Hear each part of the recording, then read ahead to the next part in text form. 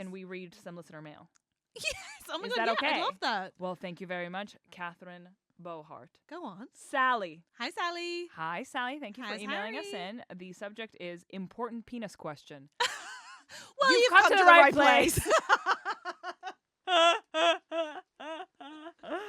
Haven't seen one in 15 long years, but let's get into it. No, it's not that long, is it? 12. And given how much Heated Rifle you watched, I can assure you, you still haven't. I still haven't. I've been looking. Go on. You are the only people I can ask this question. I love you already, Sally. Adore you. It has been bothering me since my first HR watch. In episode 4, Yeah. during the frottage scene, Yeah. frottage in the cottage. Frottage, but unfortunately it was not in the cottage. But no doubt they got there in the 2 weeks. Sure. Go on. Sure. Yeah. When he says, do you want pasta or hot dogs? And he says hot dogs. That's what he means. No, because then he goes, David! Oh, God. But go on. Ilya spits in Shane's hand. Now I've encountered my fair share of penises, but spit has never been necessary. My theory is that it could be a circumcised versus uncircumcised situation. Most of my penises have been... That's a great way to phrase that. I love it. Because the thing is, if you If touch you've it, seen it's it, yours. it's yours. Dibs! Dick dibs, yeah. Yeah. Most of my penises have been uncircumcised, Australian and British men. The only circumcised penis I have encountered belonged to an American gentleman, and I'll admit, it was quite different to what I was used to. I lost my virginity too. I mean, my first years of having sex were all in the U.S. because I went to uni there, and it's a different ball game, baby. Funny. What I will say is that I have only encountered one one circumcised penis, because there was a short period of time where the University of College Cork, the UCC hospital, I think it's called, that in Cork, in the late 80s, had like a 6 month to a year long period where they were circumcising boys, I think to do with hygiene. Don't exactly know why. Then went back to not doing so. No other hospital in Ireland did it, but I did meet one of those boys. It makes it very hard to lie about your age, I guess. Yeah. Cork. 1989. June to September. Truly, it's like dating a tree. Aquarius. Okay, so the only circumcised penis I have encountered belonged to an American gentleman, and I'll admit it was quite different to what I was used to. So my question is, do circumcised penises need more lube than uncircumcised penises? And which is more common in Russia? Thank you. Wow. I'd appreciate your input. Love the podcast, you hilarious freaks. Sally in Australia. Sally, we love you. I can't believe you're listening to this in Australia. I can't believe we have patrons in Australia for a show where it's appropriate for women to write to women to ask them which kind of dick needs more lube. I love it here. I'm having the greatest time of my life. I never want it to end. I never want it to end. I never want it to end. What? This is the best. We have the best life. I never want it to end. Oh my God, this is fun. Jeez, I'm honestly thinking now, like... You're buying time. You have no idea what the answer is, do you? No, I was just thinking, like, are there sex workers who are just laughing at the rest of us going to work, being like, sorry, I just have sex all day, and then people send me money from Australia. I know that we're not doing that, but I'm like, the slope feels relatively slippery. Go on. With Quim. I'm gonna stop trying to make Quim happen. No, make Quim happen. Good for you, girl. Okay, so, I'm going to take this one as a person who's dealt with my fair share of dong in the past decade or so. I will say it is easier to jerk off a uncircumcised penis sans lube, which I am sure you're aware of, because there's that extra skin to slide around. Yeah. You've got the polo neck. There we go. That's nice. Absolutely. Yes. So you do. And the interesting thing is that because I think Americans are predominantly circumcised, you'll see they'll have like a range of sex toys that you won't see in Europe. There's what's really popular in the US is a masturbation egg. Have you heard about this? No. So, I mean, a fleshlight is for the pervert. Why do you need a disembodied pussy? That's disgusting. Whereas an egg is just like a silicone egg. It literally looks like an egg. So it kind of is in the same sort of area as I would say like a lot of vibrators for vaginas that are like more like an art installation. Yeah. Sure. So it's not by default a sexual object. And it's an egg that you put on top of your penis, and then essentially it acts like a foreskin. Okay. Which I thought was a very, very interesting. As for Russian penises, I believe they would be uncircumcised, but I'm going to Google this. Wait, you haven't seen a Russian peen? The first. What kind of patriot are you? This is true. Okay. Okay, well, I don't know. That was fun to me. I'm going to be completely honest. I have just started a Google search with do men in Russia, and it's do men in Russia have to join the military? The second one, do men in Russia get circumcised? Then it's do men in Russia like Putin? Do people in Russia speak English? This is making me sad. This is making me sad. And do people in Russia celebrate Christmas? I'm going to need the answer to 2 and 5, please. Okay. Circumcision and Christmas. I want the 2 C's. Tell me. Prevalence of circumcision. Oh my God, that's my. Oh, sorry, that's my default page on Wikipedia. That's my home screen. Prevalence of circumcision. It's based on the map, less than 20%. I believe it's 11. Okay, and do they know it's Christmas after all? Answer the question. Okay, well, Russia's not considered Europe. She won't tell us about Christmas, whether it exists in Russia, but she will check the percentages on penis. Listen. It's a mystery? It's a secret? It's a Russian state secret? Christmas does exist in Russia. It happens on the old Christian calendar because we're Russian Orthodox. So it's 6th January to 7th. But as far as celebrations go, the bigger celebration is New Year's because during the Soviet Union there was no religion. So we took all of the Christian Christmas traditions. We got rid of the religious aspect of it and we started celebrating it on New Year's. So we have Santa Claus, but he's called Grandfather Cold. Do you understand? Okay. So they're like, we'll take the aesthetics of Christmas, take all the religion out of it. Grandfather Cold is so fun. And then that will happen on New Year's. We all had one of those. That's nice. It's a secular thing. And also instead of Mrs. Claus, he's got a granddaughter. Who sells Lamborghinis. In Boston. In Boston. Yes. That's fun. Okay, gorgeous. Wow. Yeah, no, I agree. I think you would need... So less than 20% on Russia. And I guess... You would need a little bit of spit. Let's get a little confirmation from a penis haver in the room. Hi, Reese. Yeah, it's agreed. It's agreed. He's nodding. Yeah. He doesn't want any part of a conversation, but he agrees. I would say you can't wank off a circumcised penis without. Okay. Right? Like spit. Reese is saying that it's almost impossible to wank off a circumcised penis unless he pre-cums like a fountain without pre-cum, spit, or lube. Gorgeous. Well, isn't that a lovely... Thank you for your question, and Sally. I think not many know this, but if you have a gentleman who is circumcised and one who isn't, you can actually sort of use that foreskin to stretch it on to the next one. One of those finger traps. It's quite fun, and I do believe that is gay sex. We have confirmed by Reese. Yeah, that's true.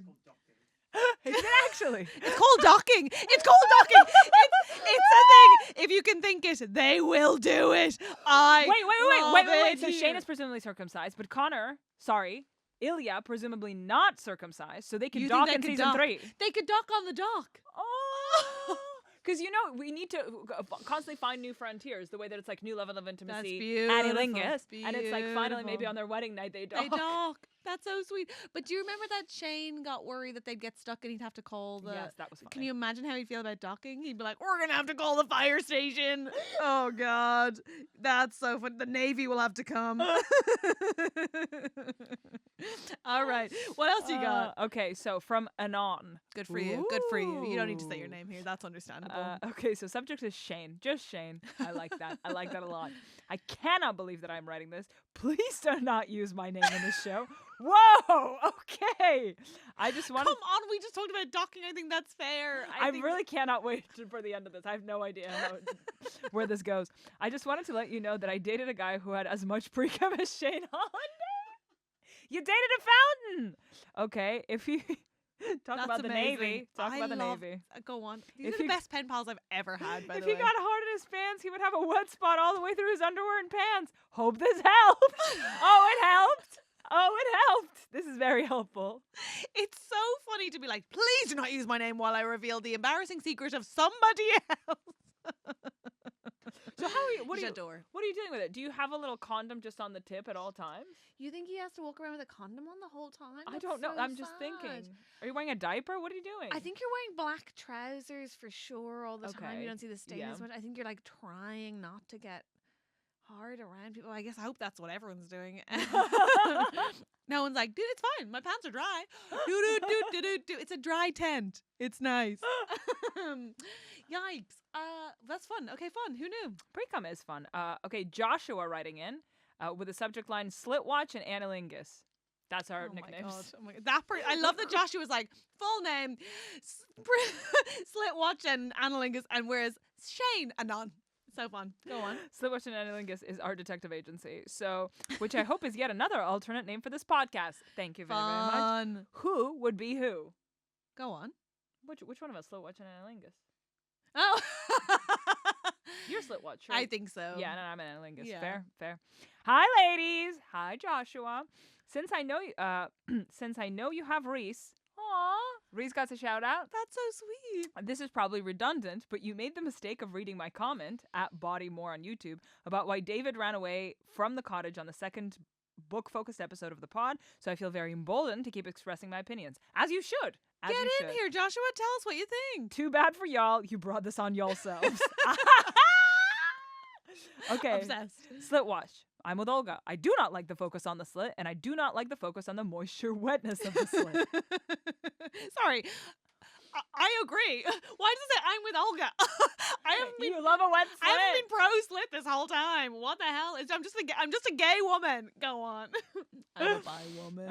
As I keep having to realize now that I've watched this show. Surely you've caught on that not every penis functions this way. Not every man pre-comes, or pre-comes as much as Shane seems to, and neither does every penis slit want attention. Some penises are stimulated by attention to the head of the penis. Some are not, whether wet or dry. I love the confrontational tone. Yeah. Actually not all of them. Excuse me. I'm imagining a penis and the slit is talking. Not every penis wants this. I'm parched, actually. Parched, dear. You don't know me.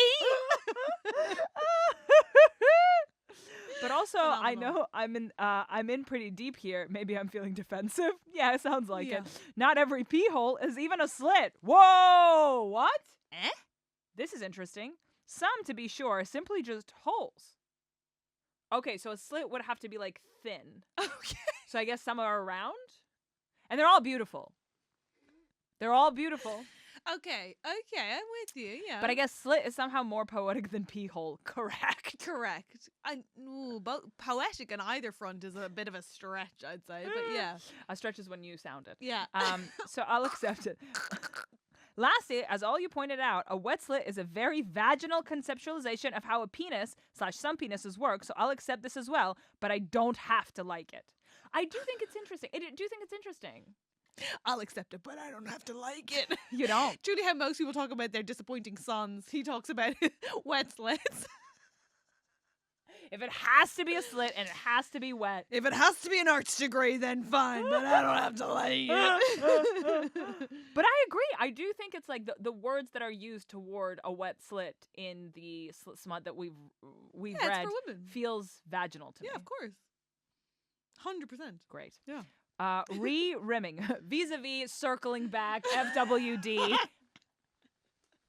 just touching base and other Circling things. back to the back circle. Talk to me about All it. right, rimming. I saw Jacob interviewed recently, I can't remember where, and he noted that analingus is commonly portrayed as the pinnacle expression of MM intimacy, especially in female-written MM romance, and he basically said he was having none of it. He said, paraphrasing, that's not realistic for how gay men have sex, so no, Ilya and Shane were never going to wait until the cottage to eat ass. Of course, this is just Jacob's and my opinions, but can confirm eating ass, even a stranger's, is usually essential for fucking, whether topping or bottoming. Watching Shane's legs go up in episode 2 was sublime. Yeah. Yum. Reese, do you agree? I don't know. I think it is quite intimate. Reese is saying it is quite intimate, but what you have to understand is that we're talking to an American who's like, that's not intimate, that's essential, versus a British man being like, intimacy should be left to the last possible moment. Correct. If anything feels intimate, we don't go there. And I'm like, I think that's the divide there. Those are actually what we're seeing. We're seeing national borders, not a holistic male gay perspective. I guess it's really interesting. Well, two things. First of all, it almost kind of sounds like gay people aren't a monolith. What? Huh?